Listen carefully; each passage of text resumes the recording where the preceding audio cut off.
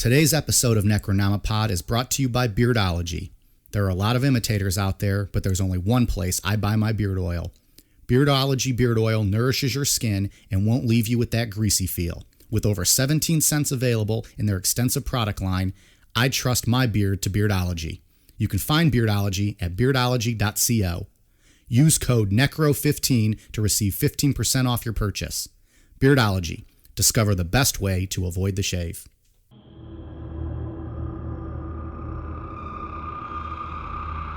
Some people define poltergeist as a supernatural being supposedly responsible for physical disturbances such as loud noises and objects being thrown around. Others define it as a crock of shit. Today we discuss one of the most infamous and documented cases, the Enfield Poltergeist. The story centers around the Hodgson family living in Enfield, England in the 1970s. We'll recount the strange and terrifying occurrences that they and several others witnessed in their home. Was this a case of supernatural forces haunting the Hodgsons? Could the family, neighbors, numerous reporters, and even police officers be lying about what they experienced? And the burning question, is hypnosis real? Probably not. I'm Mike. I'm Ian. And I'm Dave. If you's a fan of British ghost stories, stick around. This is Necronomipod, you bloody wanker. My brother and I were laying in bed in the back bedroom. We was chatting and that like we normally did. And we turned the light out and settled down to go to sleep. And we could hear this shuffling noise near the bedroom door at the bottom of my bed to the chest of drawers. And the chest of drawers started shuffling and it moved towards the door. And me and my brother Johnny, we both sat up and we was really frightened. And Mum came in, put the light on and she said, "What's all this noise about?" And we said, Mum, the chest of drawers is moving.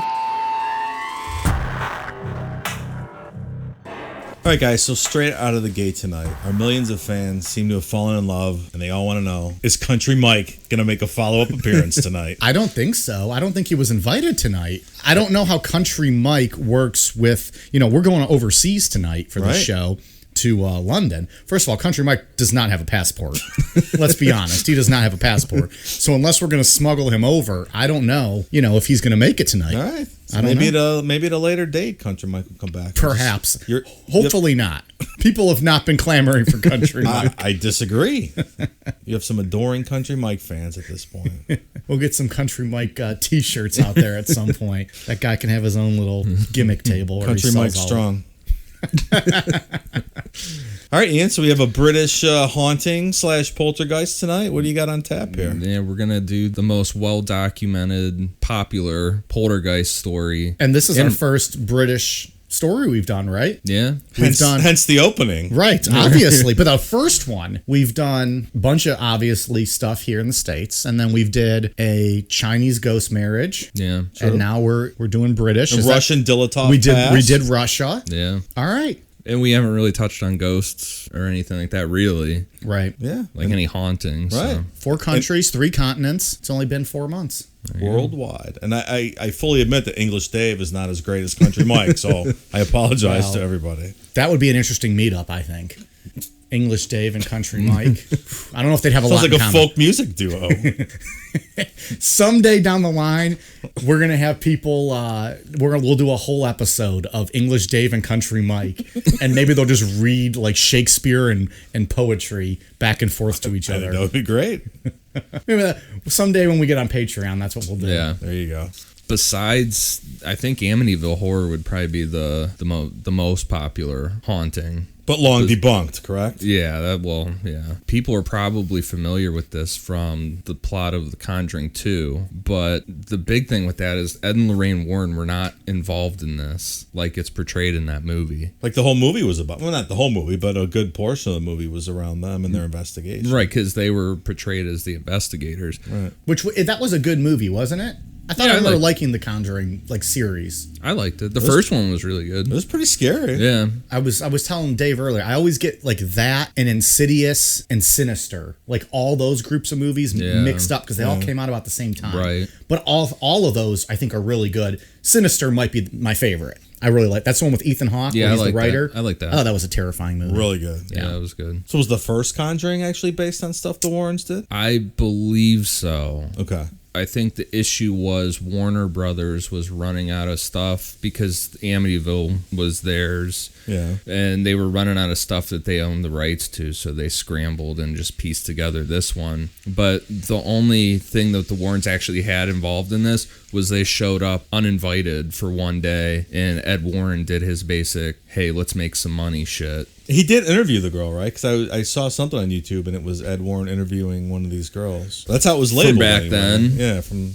So I know Janet Hodgkins in the like the bonus stuff for The Conjuring 2 interviewed for that, and she kind of looks like she's being forced to say Right. or being paid to say whatever she's saying. But so the Warrens showed up there kind of uninvited, but didn't a lot of reporters kind of show up? Yeah, there's a ton of people that showed up for this, and like I said, Ed Warren just basically did his typical thing, like with the Amityville. Like, just, hey, let's make some money off of this shit. Mm-hmm. Lorraine Warren died just last week. Yeah. A week or two ago. She's That's in her right. 90s. Yeah.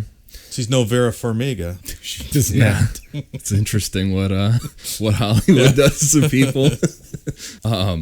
But yeah, I mean this one has the most credible witnesses of any haunting. You know, they have the reporters, the police officers. Yeah, they're not secondhand accounts; they're eyewitness accounts, and there's a lot of them. Yeah. So yeah, let's get into it. The house was located in a government housing section in a London suburb. It was occupied by single mother Peggy Hodgson, age 47, and her 4 kids: Margaret, age 13, Janet, age 12, John, age 11, and Billy, age 7.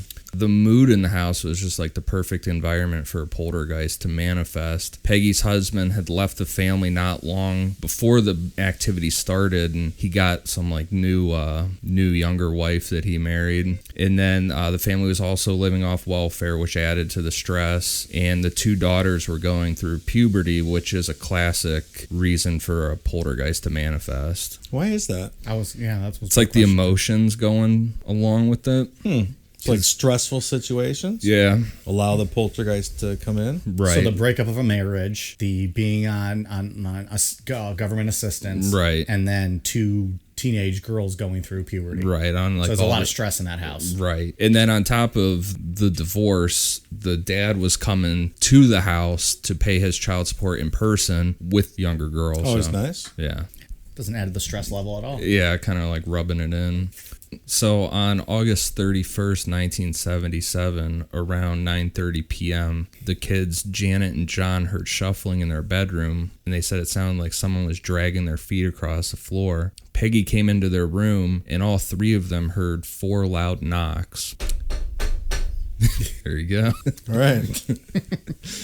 A chest of drawers moved forward a little more than a foot by itself. Peggy pushed the drawers back, only to have them move again. And when she tried to move it back the second time, she was met with resistance. Like someone was pushing it back, like she couldn't move it. And so they were, understandably scared. Peggy went next door to ask help from their neighbors, the Nottinghams. And the Nottinghams are a pseudonym. That's not their real names. Yeah. Oh. The guys that investigated this did a good job of keeping people's names anonymous that didn't want to be. I saw a video on associated. YouTube of those guys. The Guy Playfair and... No, the neighbors. Are they Are their names out now? I don't know. No, I don't remember it anymore. They had some nice British teeth. I remember that. In the book, he kept them. Kept their names secret. Yeah. Okay. So the Nottinghams is a made-up name. Yeah. They couldn't have went with like the most British name ever, the Nottinghams.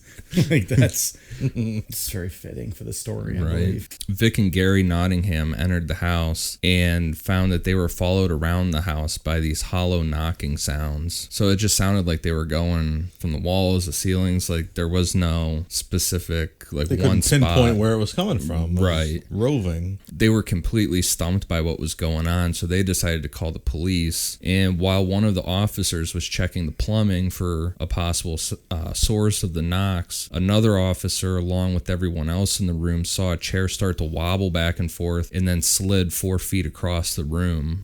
What's Well, interesting? that's unusual. Yeah, well, yeah.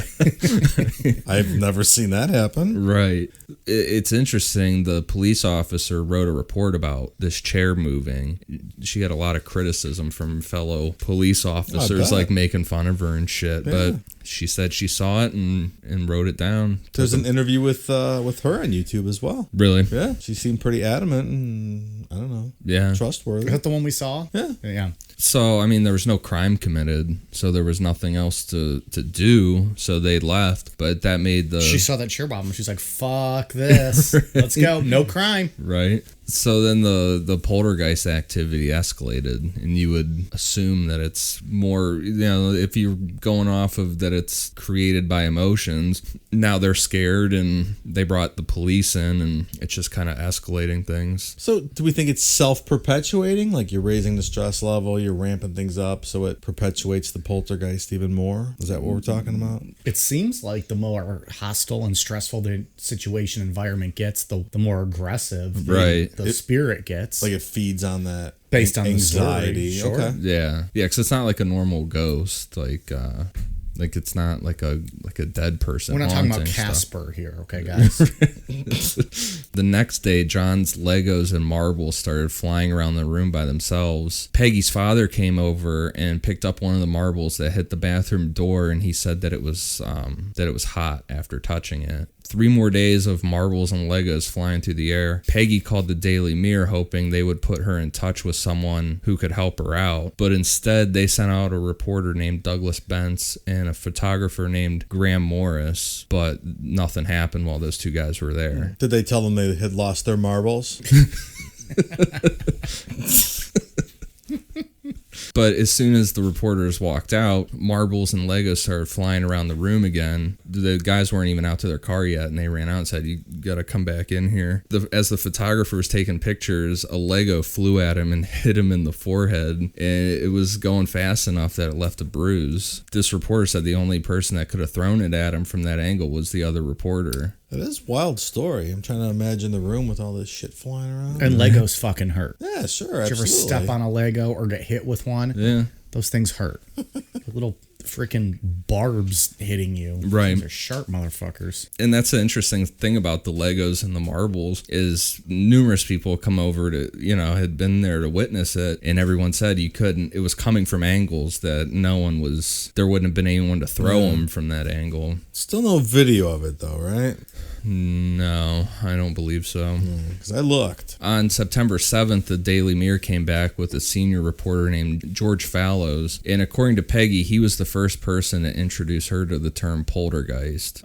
Fallows told Peggy that poltergeist activity often centers around girls going through puberty, which, believe it or not, Peggy did not know what the word puberty meant. Peggy, you learned a lot of P words on this day. Yeah. She's only 47. Yeah. I mean... She knew what it was. She just didn't know... The technical term. The word puberty. What the fuck did she call it? I don't want to know. I think they called it flowering, if I remember correctly. Which it's gross. It's all gross, man. It's all gross. That would go hand in hand with deflowering. So I guess so. I don't mean just the women. I just mean all puberty. It's all gross. It's a gross time for people. Yeah. They're always oily and greasy and nasty. You feel like you need to take a shower all the time.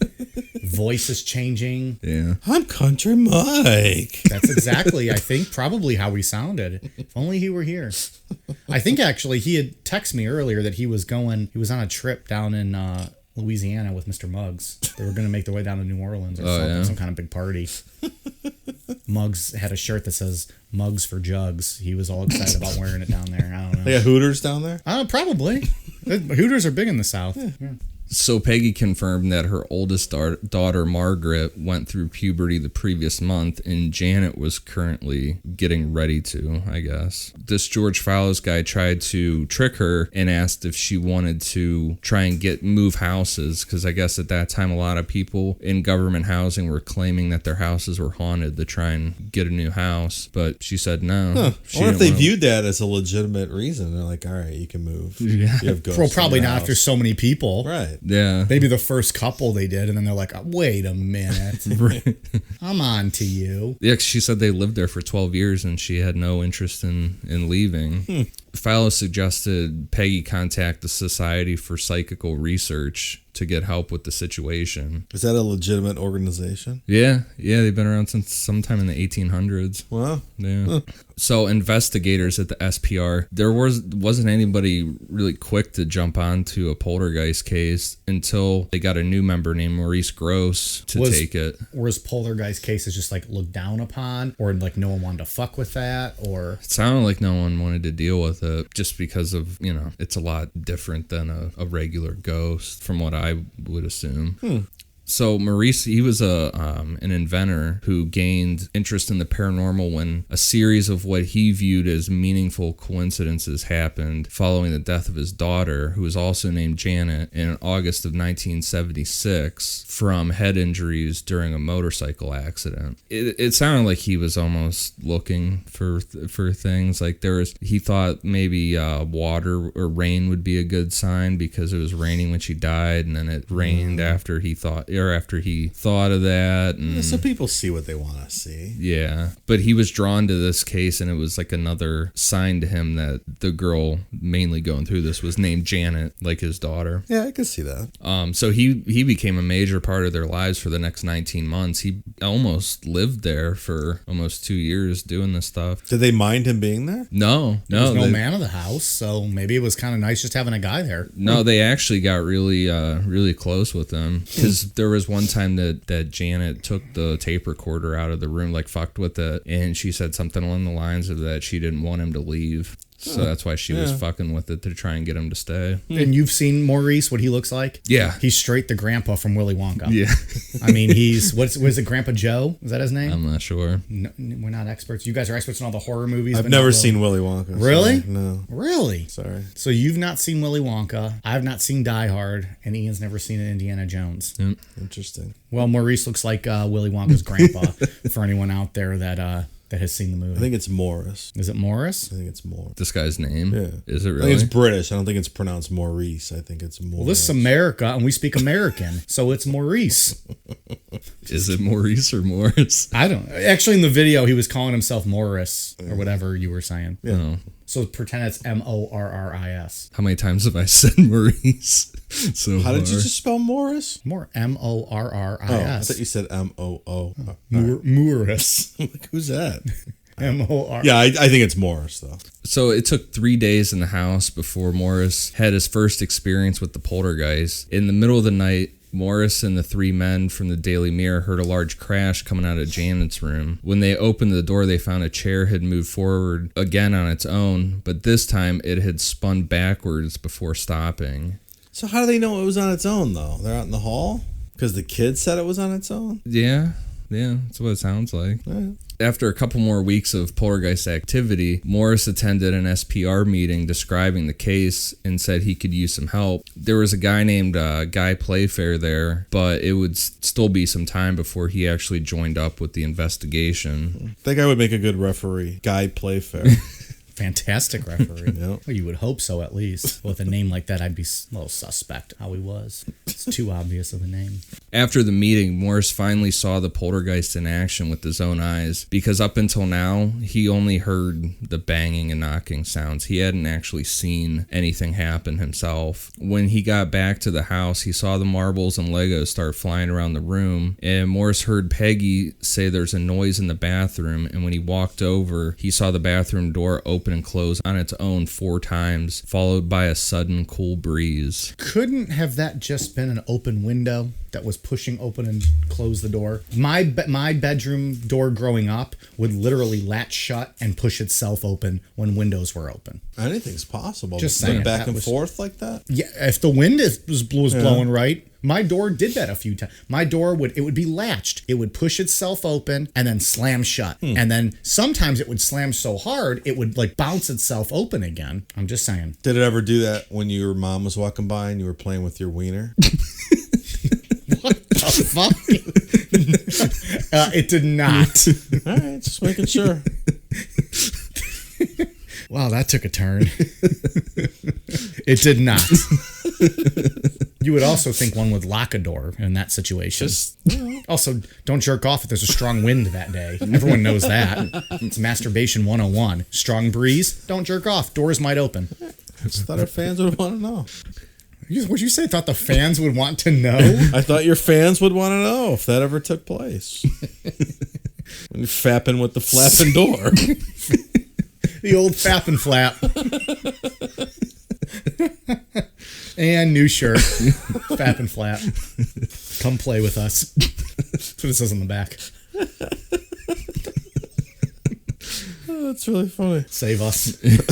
Soon after this incident, Marie saw Janet walk into her room, and when the door closed behind her, 3 marbles went flying through the air and hit her door. But this time, when the marbles fell, they fell straight to the floor and didn't move, like the floor was a magnet. Marie sat there forever, throwing marbles at the door and couldn't replicate what happened. That's kind of a weird sscenario. Yeah, that's super really weird. Strange. Yeah. I don't know. This guy seems like in watching his YouTube videos, he seems like a legitimate source. Like I didn't get the feeling. I'm still suspicious of this story, but I didn't get the feeling he was making it up. Yeah, so I don't know. I'm kind of torn. So Guy Playfair decided to join the case after seeing a front page story in the Daily Mirror and hearing a local radio interview with Mrs. Nottingham, where she said she saw an impression in Janet's bed that looked like someone was laying there, but the bed was empty. So Nottingham's making the old press circuit. She's out there just trying to get some publicity for herself. I mean, she does not having a lot to do with this. She was there one time, maybe. No, they saw it a bunch of times. They were there a bunch? Yeah. Okay. Well, because they were the neighbors. When we talk about these indentations in the pillow, like, do you think they actually see the depression taking place in the pillow, or they just see, like, it looks like a head's there, or the actual physical movement of the pillow depressing? Yeah, I don't know. I guess it depends what part of, like, how you look at the story. Like, that's freaky if you saw that. Right. But that's not what it says. They just saw an indentation. That looked like someone was laying there is what they say. Yeah. Which, if you lay on a pillow long enough, you're going to see, kind of like an indentation from where someone lays or even where someone sleeps. Right. And that's different than seeing the act of it happening. Right. By the time Guy Playfair showed up in mid-September 1978, the mood in the house was so tense that he said just the sight of a spider caused unnecessary panic from everybody in the house. I bet. Wasn't that just kind of like living in a house with women? Don't they all get freaked out by spiders? Dang. Good point. You're going to get heat on that. Considering our whole audience is mainly women. True. Country Mike's not afraid of spiders. Yeah. Country Mike's not afraid of anything. That sounded like a Country Mike. I think it was Country Mike speaking through me.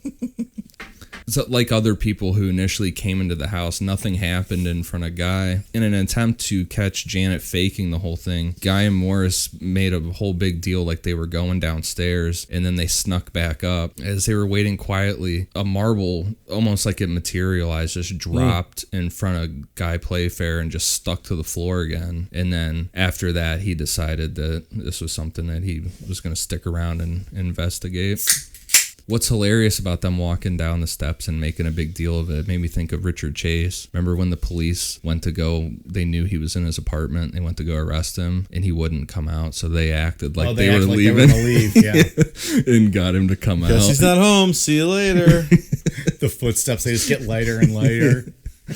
So Guy invited another photographer from the Daily Mirror over to see if they could capture any more evidence. But this time, when they set up 3 cameras, they all failed to work. After the photographer left, more indentations in the beds started happening, like someone was laying there. And that's a common thing with like electronics stop working. Could someone have just been laying there, actually, and they didn't check it out? What do you mean? Like the Invisible Man? No, Yeah. there's 4 fucking kids in this house, all these reporters coming in and out. Could there just have been someone sleeping in that bed and they walked by and saw someone sleeping in that bed? Well, they never saw any, but it's an indentation. It looks like somebody's laying in the bed. Well, I'm assuming also the blankets were up. Like, I was assuming they're seeing a hump in the bed. No, it just looks like a body's laying on the bed, but there's nothing. That's what I thought, just the indentation. Yeah, it's like the bed's bent in a little, and looks like it's like the outline of a body. Okay. I was thinking of it wrong then. I was thinking like they were seeing like the blankets up even. Like kind of like if you bunch the blankets up and it looks like there's someone sleeping in the bed. Like if you're breaking out of your cell and you want the guards to think you're still there. Or like Ferris Bueller or whatever. Right. Shitty movie. Awful movie. You don't like that movie? I hate that's a whole side conversation. But bet someone hates Ferris Ferris Bueller's Day Bueller. Off and The Goonies are two of the most overrated movies of all time. They're The so Goonies? bad. They're unwatchable. Breakfast Club 2 is not great. Not great. The Breakfast Club 2? I've never seen that. No, Breakfast Club also okay. is not great. Did they make a sequel to that? I don't think so. Yeah. I hope not. They should have let that die. Anyway, I'm not a fan of 80s movies. Like those kind of like cheesy 80s movies. Interesting. Yeah. Have we not talked about this before? Probably, but Yeah. I think most people are pretty fond of those movies. Not great. I don't love them. I like them, so. I love the Goonies. Yeah, Who the Goonies doesn't like is the good. Goonies? I just don't think it's that good. I don't love it. Sorry. All right, it's a very strange opinion. You have. I like to wait to the 90s movies and then like Mighty Ducks. That's my shit. It's a great movie. I mean, I like the Mighty Ducks, too. Who doesn't? It's fantastic. Gordon Bombay. Is that the Amelia Estevez movie? It's literally Amelia Estevez's best cinematic performance of all time. Have you ever seen Men at Work? Never heard of it. Talking about the band? No, the Emilio Estevez movie when him and Charlie Sheen are garbage men. I have not. It's fantastic. They're half brothers, aren't they? They are. Yeah. What do they? They're garbage. We're getting off topic here. It's very funny. We're now discussing the works of Emilio Estevez. We've went a bit astray. So one night, Peggy and Guy witnessed an indentation on the pillow that looked like a child's head had been laying on it, and this convinced Peggy that they were being haunted by a ghost of a child. She got convinced of this because a few years earlier, one of their neighbors smothered his 4-year-old daughter to death and then killed himself right after. Well, Peggy bought some of that furniture from that family and thought that maybe the girl's spirit could be attached to the furniture. So she was advised to get rid of it, but the activity still continued. Do you think she sold that used furniture on Facebook, like one of those mom groups? The marketplace. Yeah, probably. Maybe she was a time traveler like John Titor. Yeah. And If only she could have. so, and this is part of it that throws me off, because there aren't really apparitions with poltergeists. So you wouldn't expect to see something like this in this scenario. Right. Okay. So things started to escalate further when they started seeing apparitions. Peggy's brother said he saw a glowing light up in one of the windows from outside. He said it looked like a fire glowing that just gradually went out. Like a candle, perhaps? No, it sounded like a big thing. Okay. That same, Like any fire that eventually goes out. yeah, but it was big. I mean, it shouldn't have been in the house. Like Moses in the burning bush? Sure. Okay. Like an out-of-place fire is what I was Yeah. getting at. I see your mocking glance at me over there. Me? I didn't even look at you. I wasn't talking to you. It's like, damn, I'm just trying to catch up on my notes here. Just drawing a line to other out-of-place fires throughout history, okay? Okay. Fuck got off. It. We got it. Wow. Sensitive subject for About him. the burning bush. He brings up religion and then starts getting into a fight with I'm himself. not bringing up religion. I'm talking about a burning bush. Speaking of bushes, just kidding. Go on. That same day, Vic Nottingham and Peggy both said they saw an old woman walking from window to window in the house. So they were on the outside looking in. Then her son John said he saw an old man in the house staring at him, smiling with large white teeth. The grinning man. Yeah. There it is. Let's get into Men in Black now. Yeah, and that just throws me off, because that's not something that happens with poltergeists. So what do you? What's your thought here? That the base of the story is real, but certain people in the story are trying to embellish it and make it even grander. Yeah. Than maybe it really was. Okay. Yeah, I get that. Yeah. And we'll save that also for the end, too. Probably we'll go over what we think. Right. Oh, yeah, for sure. By this time, 15 separate people had seen something happen in the house. And with Guy Playfair completely convinced, he started hiding tape recorders around the house and started recording what was like hundreds of audio tapes. On the first tape, the audio wasn't great because the family was watching Escape of the Planet of the Apes. It's super loud in the background, but you could still hear the knocking sound still registered on the tape, and you can tell that they weren't in one spot. Like they were moving around. Some were quieter than others, like around the house. like farther away. Is that common, the knocking thing? Yeah, just like unexplained sounds. Yeah, it's like the unexplained sounds, things moving around. It's just like mischievous stuff, you know. And Fucking with them. Yeah, and I mean it could escalate, but it's usually starts out real peaceful, kind of just fucking around, and then it goes from there. Guy arranged for a husband and wife team of mediums named George and Annie Shaw to come in and see if they could make any type of contact with the poltergeist. Are these guys famous? No. Okay. Annie sat down and told the family it was likely that the poltergeist was going to speak through her and to not be afraid. She invited the poltergeist in and immediately started laughing. Like they said, it was like a cackling kind of laugh. Lovely. Then she spat at her husband, and Annie said, "Gozer, help me. Elvie, come here, Gozer." What's interesting about Gozer is that's where Dan Aykroyd got for Ghostbusters. Oh, yeah. Yeah, he got it from this. That's cool. Yeah.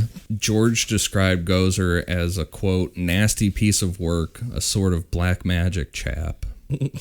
Chap. And George said Elvie was a low energy form that does the day-to-day ghost stuff for higher powers. It's like a worker ghost. Yeah. Bitch work. I would assume that's who's throwing the marbles around. After the session, George and Annie healed Janet's aura. Did they? And supposedly it worked for a little while, and the house was quiet for about a week, but then the activity started again. A week. Beds started shaking with the sheets being ripped off the beds. The knocks got so loud that the Nottinghams could hear them next door, and pools of water started to materialize on the floor, which is thought to be like a sign of poltergeist getting stronger. Why is that? What does water have to do? It's just like the energy being able to produce something like that. It's in the Poltergeist Bible, okay? You can't question it. Guess I'll stop questioning it. Then the poltergeist took a violent turn. One night, Janet said the apparition of an old man sat down next to her bed and put its hand over her nose and mouth. So is this the guy represented in the movie, sitting in the chair? Yeah. Because that was creepy shit in the movie. That was really good. Yeah, I want to watch that now after doing all this. Yeah, I haven't 'cause I seen don't it in a long remember a time. lot of this. It was really good. This is for the first or the second one? Second one. Second. The second one. I think it was better than the first one. If I don't really remember the correctly. first one. Oh yeah, I'll have to rewatch it. Or was that doll? That's the doll one, isn't it? Annabelle. Yeah. Not Annalise. Don't summon her.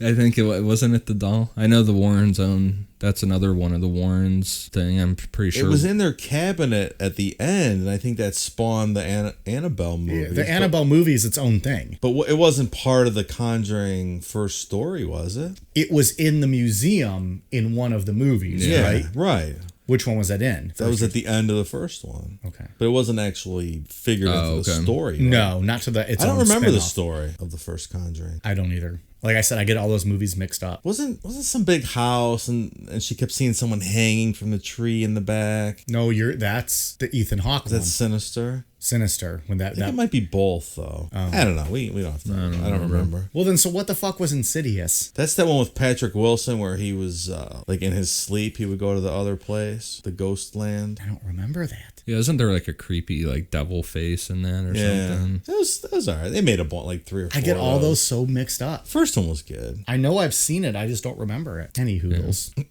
So I mean, you would think too with this, like just take the shit out of the house, like take the marbles out, take the Legos out, all the stuff that's causing problems. But this only seemed to make the poltergeist angry. By itself, the metal grill covering the fireplace ripped off and flew across the room and almost hit Peggy's son John in the head. And then not long after that, it tore the metal frame off the fireplace that was cemented into brick and significantly bent the framework. That's nuts. Yeah, and that's up to if you believe this story or not. If Guy Playfair or Morris bent the piping or not, you know. But there's pictures of it bent. I mean, it's Well, and you've Super got bent. at least, 10 credible eyewitnesses? If they were making it all up, what was the point of making it up? Did they all think they would get a book deal or just want to be famous? Well, Guy Playfair did write a book about it. So got famous and made money. I don't think he made a ton off it. And Morris, he died kind of broke and defended this story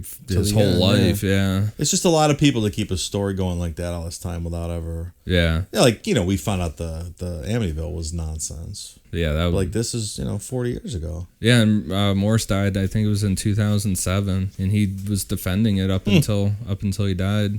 So to get a break, the family went on a small vacation. While gone, Morris and Guy decided to try and communicate with the poltergeist and record it. They said 1 knock for no, 2 knocks for yes. The poltergeist said it was male, that it used to live in the house. It lived there more than 50 years ago, and it died in the house. It said it was not unhappy. It didn't want to give anyone a special message. When it was, I believe it was Guy Playfair asked the poltergeist, "Are you having a game with me?" A box flew across the room 8 feet, and you can hear like a swish on the tape, like something. Either it really flew or Morris whipped it past the recorder, But I just don't think that they would have done that. Around this time, the poltergeist, like the activity started to follow Morris around like it did Janet, which goes Because in. he's one of the members of the household now. Right. And then that's like the idea that some people are more open to this stuff than others.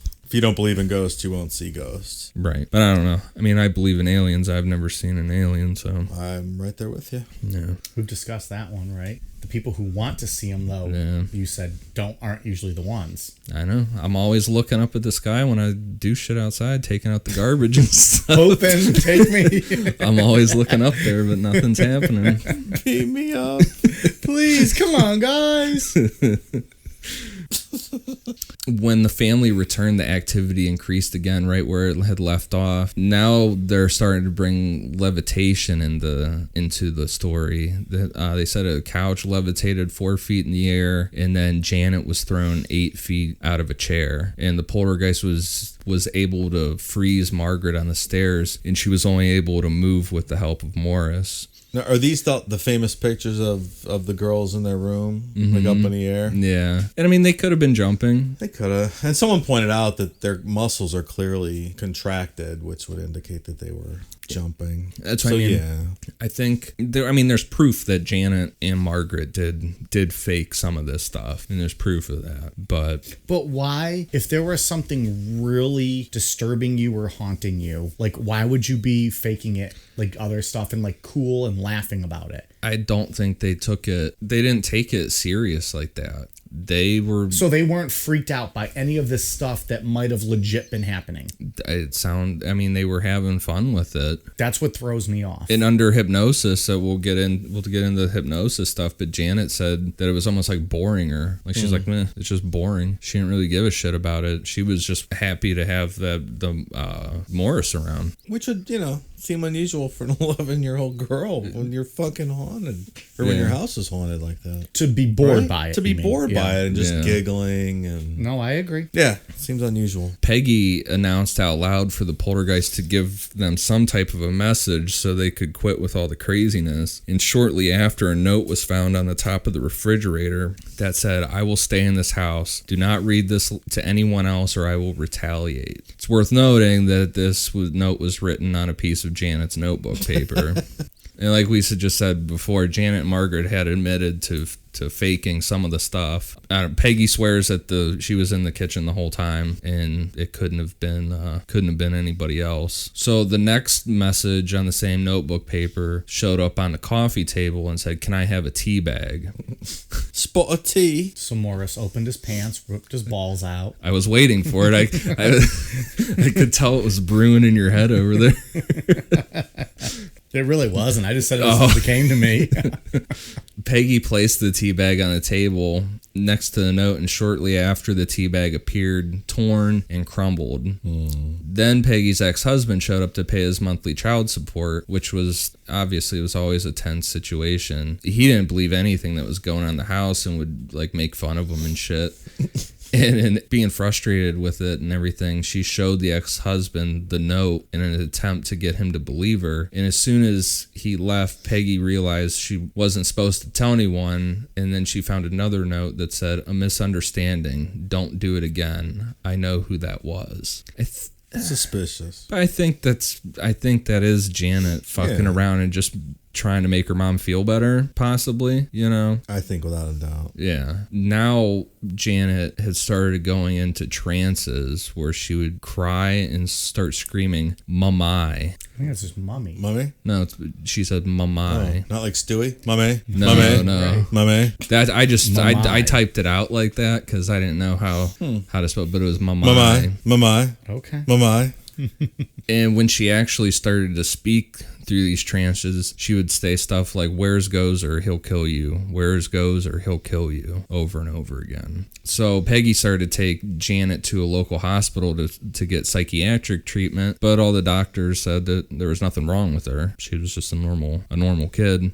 Supposedly the healings from the mediums worked, but they only worked for a short period of time. Another set of mediums came in, and the results were like before. After they left, Janet went into another trance, but at this time she started drawing pictures. She started drawing pictures of knives and the word blood over and over again. The only drawing that had much like actual detail to it was a picture of a woman that was bleeding from her neck with the word Watson written underneath it. When Guy and Morris asked Peggy if she knew anyone named Watson, she confirmed that the people who lived in the house before them 12 years ago had the last name Watson. Mrs. Watson had died from a tumor in her neck, which supposedly was something Janet wouldn't have known. Just like Annalise didn't know about that rapey priest. Yeah. From Germany, right? The kids pick up things, you know. They hear things. Know. They go to school.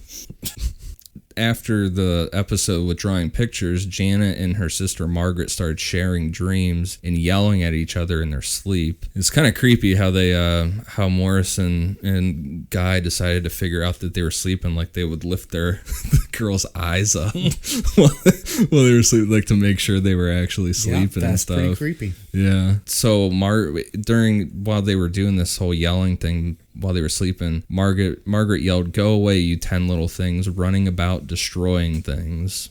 Morris and Guy found that the girls were able to answer questions while they were asleep, and they were doing the whole eye thing again, making sure like their eyes were rolled back and they were actually sleeping. They asked Margaret what those 10 things destroying stuff were, and her answer was 1 is a baby, 2 is a little girl, 3 is a big girl, 4 is a very young girl, 5 is an old lady, 6 is a young boy, 7 is getting on to about 18, 8 is an old man, 9, I don't know what it is. It hasn't got a face, and 10 has gone away. So it gets a little it's out there. A little spooky with number 9 bizarre.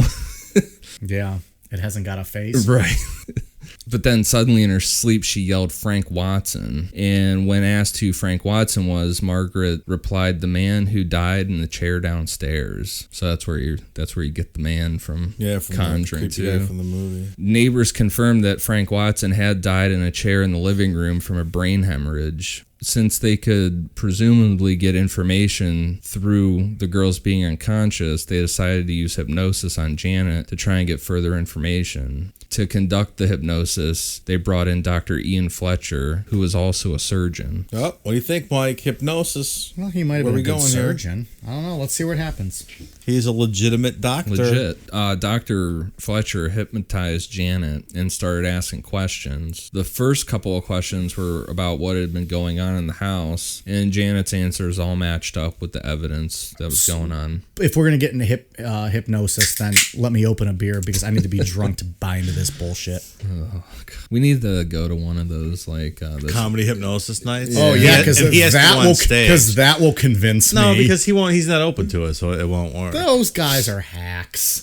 Come on. It's ridiculous. It's a proven. I don't believe that. I don't believe in it. I don't believe it. I believe in the science method. I think you can relax someone to maybe where they are able to like not feel a pain. I do not think you can control someone's mind. I don't think you can put them in an altered state where they're going to start telling truths. I don't believe any of that. The only one I think I can kind of maybe believe is where they meditate someone to where they can do like a surgery where them not feel pain. And even then, I don't know how much they've actually completed like through, right? It wasn't only a partial surgery that they did. But why wouldn't you be able to get answers out of somebody? I don't backed think memories. I don't think you can control someone's mind like that. I don't know how you can do that. It's not really mind control. It's helping them go back to like thoughts that they had forgotten and stuff in their subconscious. Yeah. It's not really the same thing. But then is that hypnosis then? Just helping them remember something? Yeah. Yeah. By putting them in a trance, Right. you're helping them remember something. You're opening up their mind. Open your mind. I don't think I can believe that. Open your mind. So what did Dr. Fletcher do? When he asked her if she knew who was causing all the activity, she said, "Me and my sister." So people that try to debunk this use that question or that answer as proof that the whole thing was made up, but they ignore all the other answers she gave after this one. When she was asked why she thought her and her sister were to blame, she said, "I don't know." When asked who started the trouble, she said, "None of us." And finally, when she was asked what the case of the trouble was, she said, "An increase in unhappiness." That's a strange thing for a young girl to say. Yeah. Well, I think I kind of feel like when she said "me and my sister," it's like it would be like their energy or whatever would be causing it. If you believe all of these other answers, after the hypnosis sessions, spoons started to bend on their own in the house, and it's assumed that this is something that Janet faked. So no one saw a spoon bend. No. They just started seeing bent spoons. You know what you have to remember? The spoon isn't actually bending. The spoon does not exist. Is that the Matrix? Yeah. Have you seen that? I have fallen asleep every time I've tried to watch that movie. God, these and I have guys. tried 3 times to watch that movie. It's a good one. We have a listener out there, our friend Amy, who is a huge Matrix fan. I cannot get through those movies. She loves them. Watched The Matrix probably 100 times. I can't do it. I can't get to the first 30 minutes I watched of it last week. It's a good movie. It's no. How many did they make? Like 9 of them? 3? Felt like 9. No. Have you seen all 3? I haven't seen one of them. No. But it felt like 9. If I'm like having like a sleep disorder and I'm awake all the time, I'll put on The Matrix. I'll be out cold. You have some very peculiar views on things. It's not that I wanted to have that, and I don't even know if the movie might be good. Honest to God, I've tried 3 times to watch it. I fall asleep every time. I don't know. Maybe you have narcolepsy and it's not the fault of the movie. But it only is activated by the Matrix. You get triggered from the Matrix.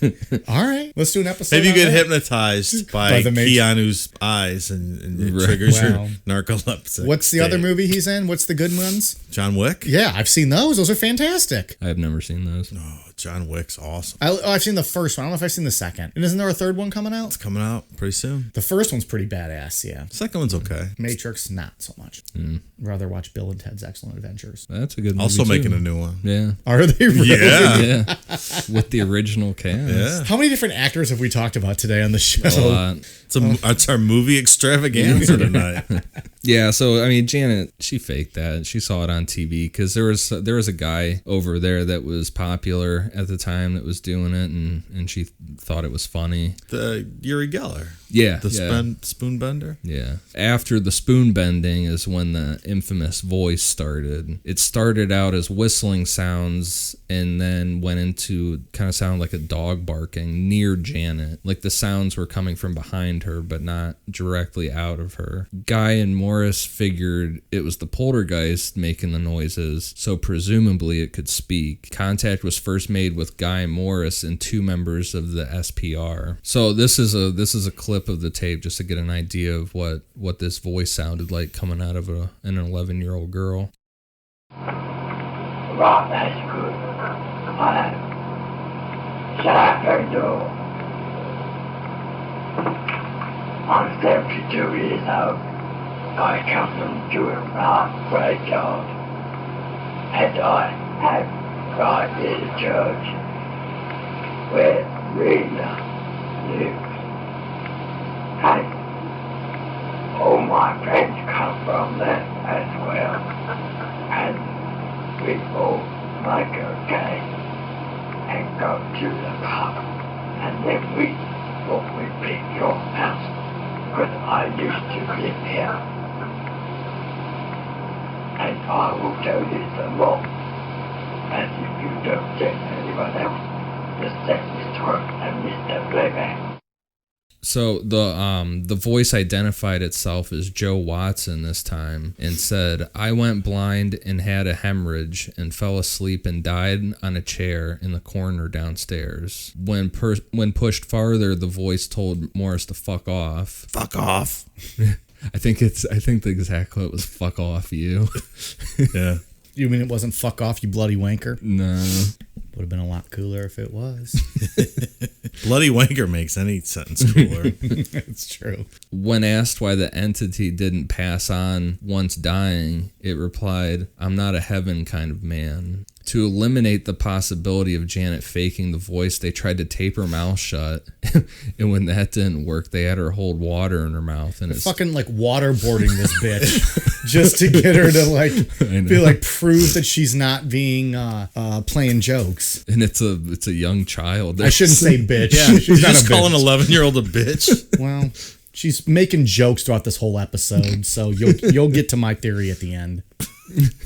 They even went into having Janet sing the song Daisy Daisy. Not familiar with that too. Yeah, It's like a London, I don't remember all the words to it, but it's like That's a all right. nursery rhyme kind of thing. Sure. So when she was singing, the voice started singing along with her. Like two voices at the same time were coming. And then she thought it was funny and just started laughing. And then the voice started laughing too. And it was like two voices coming out of her at the same time. Just fucking creepy. Isn't this what we talked about with Annalise, where it was two distinct, separate voices? Yeah. They talked about those extra set of vocal cords. It was the same kind of thing. Yeah. Like there was no way she could have made that sound. And that's the thing, is this voice throws a whole wrench into the typical poltergeist theory. They recorded several hours of the voice to further try and debunk it or whatever. They put a microphone on the back of Janet's head, which the sound that it picked up was different than a normal human voice, sound waves. Well, that's interesting. Yeah. And then a speech therapist was called in by Guy Morris and was unable to figure out where the voice was coming from or how it was being able to produce full sentences. So there's another credible person in there. So they also brought in a guy named John Hasted, a physicist at the London's Burbank College, and Adrian Forson, a phonetics expert at the University College of London. They did an experiment using a laryngograph, and it indicated that there was an effect known as the plica Ventricularis. ventricularis, yeah. sure, was happening. And this is when muscle tension in the throat can produce sounds that are separate from the vocal cords. But they said that if you weren't trained to do this, you would just have an extremely sore throat and you would go hoarse real quick. Yeah, that's what they said in the videos, but they said she would do it nonstop for 4 hours and never had any of these side effects. Yeah. And then they brought in a ventriloquist named Ray Allen, and he felt the voice was being produced by Janet's diaphragm, which he said that Janet confirmed. And Morris being suspicious that Janet didn't even know what the word diaphragm meant because her mother didn't even know what the word puberty meant. Nor a diaphragm with those 4 kids. Her mom could have used a diaphragm. In all fairness, you hear these people talk, and it could have just been they didn't understand what each other were saying, because you can't understand what the fuck they're saying sometimes. That's tough. So he went to ask Janet, and Janet said that she just zoned out listening to this guy talk and was just nodding at what he was saying because she was bored. And I kind of get that, because you got all these people coming in to talk to this little girl constantly. I could see a kid getting like, Oh, I'm sure, yeah. fuck off. So Whatever. this was actually the point of the story where I stopped believing in it and thought it was all fake. I saw on something on YouTube, Janet was trained in ventriloquism. She took lessons. That's what it said. And yeah. when you watch the video of her doing the voice, she is doing ventriloquism. 100%. So when did she get the I mean, you saw it lessons? too, right? I did. It looks like she's doing a... Really? Yeah. Yeah. So But when they you- offered no proof of the... They just stated it true. nonchalantly. She was trained as a ventriloquist. No, she was taking ventriloquism lessons. Yeah, is but they what never said. really provided any proof. That's the only place I've ever heard that. Yeah, I don't. There's a So, lot of people I that don't try know. to debunk this, But then when you watch it, it looks like you can see her mouth moving like any good ventriloquist would do. Well, and then she's making that demonic voice or whatever it is. I mean, it is said that her mouth, it didn't like fully. It moved partially, like ventriloquism. Right, like she wasn't actually talking. I mean, that's so that part for me was a bit odd. I would like to know more about that then if we don't have a whole lot of detail. Maybe this video we saw was making it up. I don't know. It'd be an odd thing to just randomly throw in there. Well, I think like the debunkers, they pull out little things here and there, and then I mean most of the debunking is just saying it. I don't believe it. There's not a ton of concrete proof behind a lot of this. Well, you can't debunk eyewitness accounts of people that swear that they saw what they saw. We're not talking about video, editing or anything like that. Yeah, because the ventriloquist said that he debunked it, but then they said she didn't, like said that she didn't know what the word diaphragm meant. She didn't really care what he had to say. She was just agreeing with him. But I don't hold a lot of stock in the words that they knew. Clearly. Yeah, no. She could have been taking ventriloquism lessons and didn't know what diaphragm meant. Right, yeah. She could have. Where was an 11-year-old girl in the projects taking ventriloquist lessons, though? Yeah. I know they said that, but they didn't provide any proof. She could have been doing that at school. Yeah, I guess. Could have been Seems elective. unusual to me. Well, this is a whole foreign country, guys. We don't know what's going on over there. Is that standard curriculum over there? Ventriloquist lessons? Maybe it was an elective. I took fitness walking in one point in my life. So who the fuck knows what electives are available? She's 12 years old. I legitimately took a class that was fitness walking. In college. Still, I walked for an A. Hung over as shit, and the professor would pass out water bottles along the way. It was the greatest hangover class in the world. Fantastic. But I'm not famous because I made up a story about ghosts haunting me, so whatever. They're not really famous. We're talking about them, aren't we? Ed and Lorraine Warren are the ones that got all the money out of it. That's right. That's a whole nother They weren't even thing. fucking there. So by this time, the interest had grown, and it had even gone almost worldwide at this point. So everybody wanted to see what was going on. And this brings in the Society of American Magicians. Are they like real magicians? Yeah. You know what it makes me think of? Have you guys ever watched Arrested Development? So, with Job? Fun fact. Well, we don't need to get into a whole other sidebar about me. Fun fact, I could not get into that show. Really? I watched like 10 episodes and was like, I'm wasting my time. I don't care. I love that show. I watched some of them too, and I never really watched the whole series. You're the only other person I ever met that I couldn't get into it with. I have friends that are diehard. Yeah. And they're like, how do you not love this show? I watched 10 episodes and was like, I just don't love this. I've gone through it multiple times, like The Office. Really? And who's the actor? Jason Bateman. Jason Bateman is fantastic. And I always say I would watch a movie with him just shitting because he would be funny. Right. Would you watch him get a Blumpkin? I absolutely would. Of course. If you're going to watch Jason Sudeikis get a Blumpkin, you might as well watch Jason Bateman get a Blumpkin. Maybe we'll just have all of Horrible Bosses get a Blumpkin by Olivia Wilde, and you just watch it. Maybe that's what Horrible Bosses 3 is. Just them getting Blumpkins and Dave watching. Academy Award. Scorsese will direct it. Perfect. Where were we? The Magicians. Because, in Arrested Development, Job is part of the Magicians Alliance. He's like the brother-in-law, right? Or the older brother, yeah. Okay. He's always doing the shitty magic tricks. That's exactly what this reminds me of. So they sent this supposed investigator named Melbourne Christopher. Guy Playfair was happy to host a magician as long as this guy didn't tell the kids he was a magician. And he said within like 20 minutes of this guy being in there, he started doing card tricks for the kids. Like Rule number 1, never trust a magician. So Melbourne said that he heard knocking sounds and what sounded like furniture moving, but he didn't see anything with his own eyes. So when everyone went to bed, Melbourne stayed on the stairs just sitting there. And Janet came out of her room, and according to Melbourne, he did a trick which produced a flash of light, which made Janet run back into her room. He used this as proof that Janet was coming out to see if the coast was clear to fake something. But little did Melbourne know that there was tape recorders hidden everywhere, and caught a conversation with Melbourne had with Janet. So Janet's saying that she doesn't like to be alone, so she was coming out to get Morris. He couldn't understand her thick accent. Nobody could, Yeah. so I don't blame the guy. I get that after watching the videos. Yeah. So he couldn't understand anything was saying, and seemingly felt awkward, just did this flash trick because you can hear like 3 pops on the audio recording. You just like flashed this shit at her, and she ran away scared. Oh, so he's scaring the girl in her own room outside of her bedroom. Yeah. While he's there exploring a poltergeist. It's great. And you can hear her on the tape after she gets back in her room. She's talking to herself out loud, and she says, "He's gone mad." How would she say that, Dave? Hey, he's going mad, that bloody wanker.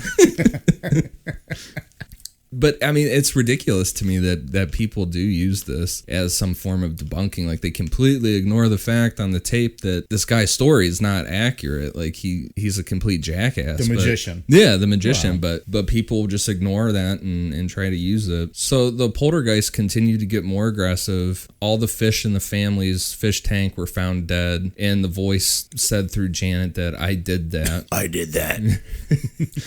Which I think it was Morris that kind of confirmed his beliefs that poltergeist worked on like some form of an electrical type of energy. Base. What do you mean? Like, I don't know, like static electricity kind of thing. Like, I don't know. Like, that's how it would have killed the fish. Oh, okay. 2 days later, their pet bird turned up dead as well. That same day, Janet was attacked by the poltergeist with it wrapping window curtains around her neck. A camera picked up the sound of the curtain swishing through the air in like a rapping type sound, but not actually on video. Weird. That's how the movie ended, right? Ed Warren ran in and saved her, and they get knocked out the window. Yeah. Yeah. Man, they made Ed Warren and He look was the like- hero of the whole I movie. know. In real life, he's like this frumpy fucking old man. Nothing like what they made him out to be. He saved her. With the poltergeist getting way more aggressive than before, they decided to try one more medium. A man named Dono, what did you say? Gamilig Mailing. Close enough. This medium was certain that a 24-year-old woman was involved in the case, and 24 years old just happened to be the exact age of Morris's daughter, Janet, when she died. This leaves it up to what you believe, if you believe in it at all. Are poltergeist spirits of dead people working in a collective way? How Margaret said that there was she gave that list of the 10 things, or are they like free-flowing energy that are brought on by negativity and stress and stuff? But regardless, after Dono said that Morris's daughter was likely a part of the poltergeist, the hauntings tapered off and completely stopped. Another postscript, though, I read that when this family eventually moved out, the next family that moved in left after 2 months, and they also claimed that something was in the house. Really? Yeah. It's a very abrupt, odd ending. Yeah, well, Almost anticlimactic for like the story. Yeah, I mean, and the book is really thick, and it's not like an entertaining read or anything like that. It's super boring. It's just the evidence, that's laid out. But I mean, nothing terribly frightening. I guess the curtain strangling you would not be fun. Well, that wouldn't be great at all. But a lot less terrifying than the movie. oh yeah, I mean, the movie. Well, was and if you're going to scary. believe the story, though, getting picked up and flung across the room, that's pretty terrifying. I don't know if I'm buying that. But I'm saying if we're reading the story as is, having the fireplace or whatever it was thrown at you across the room. yeah, Yeah, that's wild. I mean, this was some aggressive stuff. yeah. I think Fucking Lego attack, that hurts. Legos hurt. It would knock your eye out. Yeah, and fucking tear up the bottom of your foot if you step on it. you ever see that guy that holds the world record for walking on Legos? No, It's wild. what a terrible record to want to hold. It's like a track of just Legos laid down, and this dude's just walking barefoot across them, like over and over again, just doing laps on them. Unbelievable. Sounds great. Yeah, I mean, because poltergeists aren't supposed to be the hauntings of a dead spirit. It's supposed to be an energy. So Yet when they bring up the dead spirit of Morris's daughter, it all disappears. yeah, and I mean, and the apparitions are, to me, or like whatever. The voice really throws a wrench in that theory. That it wouldn't be. If you say it's not a dead spirit, then where the hell did the voice come from? Right. And talking about, Watson and whatever. I don't know. I believe in it, though. I don't believe everything. You believe in general that there was a poltergeist at this Enfield home. Yeah. In some way, shape, or form, but that maybe the girls had a little more fun with it. Yeah, well, I definitely. I mean, it's they admitted to it for stuff, but yeah, I believe in it. I think something definitely was going on. Dave, what do you think?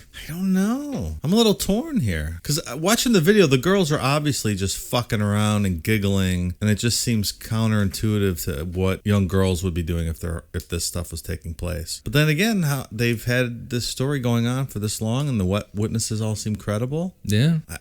I might be with you. I think something maybe happened there. I think maybe they embellished a lot of what happened there. Yeah, I mean, I'm not sure. I think some of it's obviously embellished, but I think that I do believe in poltergeist. I don't think that they're the spirits of a dead person, but I think that stuff can be brought on by energy like that. I don't think it happens. It's not a common thing, you know. I think that there are some cases out there where it's like, you know. Yeah. Between Morris and Guy and the female police officer, that's just those are credible eyewitnesses. And like I said, Morris he didn't have anything to gain from this. I mean, he died not wealthy and defended this. I mean, he's basically spent his whole life defending this story and what happened there. I'm giving this one an I don't know. I'm not sure either way. This is one that I want. Like, this is one of those stories that I want to believe. I just find myself not believing it after reading and hearing the story. I'm leaning more towards I think the girls were kind of fucking around a lot.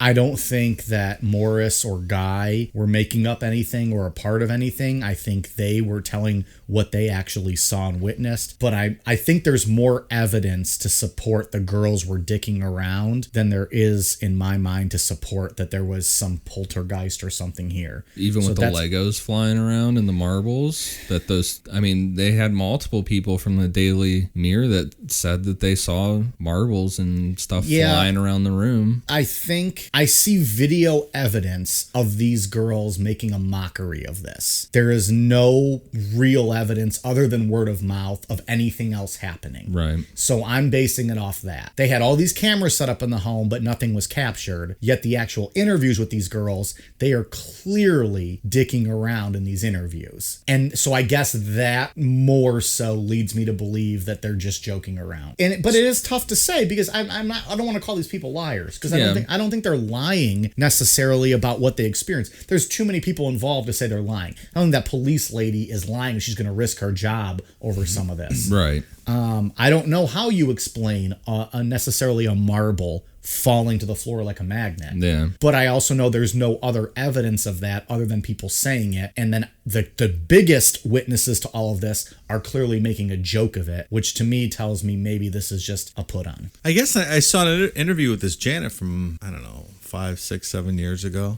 She's still sticking to her story. Yeah. Like, if it was all fake, wouldn't you grow up and say, hey, I was just fucking around, this is how I did it, maybe write a book, unless you don't want your reputation damaged at this point. Yeah, but you're a 12-year-old kid, I don't know. But at this point, with all the movies that have been made, like, did she not get any movie rights out of this? I don't. I know that the Warren. I believe that somehow the Warrens own the rights to this story. God damn, those Warrens! They made a bunch of fucking money off How this shit. How the fuck shit. did they own this story?